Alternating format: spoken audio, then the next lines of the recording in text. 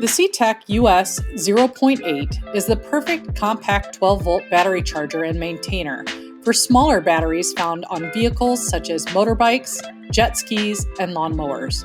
To use the charger, connect the clamps to the battery, the red clamp on the positive terminal and the black clamp on the negative terminal, or according to the instructions in your vehicle's manual. Don't worry if you get this the wrong way around. The clamps are reverse polarity protected, so they won't damage your charger or the battery in any way. The clamps are also spark-free, so it won't matter if you accidentally touch them together. If your battery is hard to reach, you can permanently attach the US 0.8 using the supplied Connect eyelet M6 cables. When the US 0.8 is connected to the power outlet, the fully automatic 6-step charging program will start. During this process, the US 0.8 will check that your battery can hold a charge. When the LED lights up at step 5, your battery is fully charged.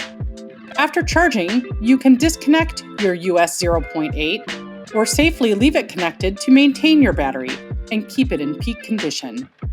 This is the CTEK US 0.8. Thanks for watching.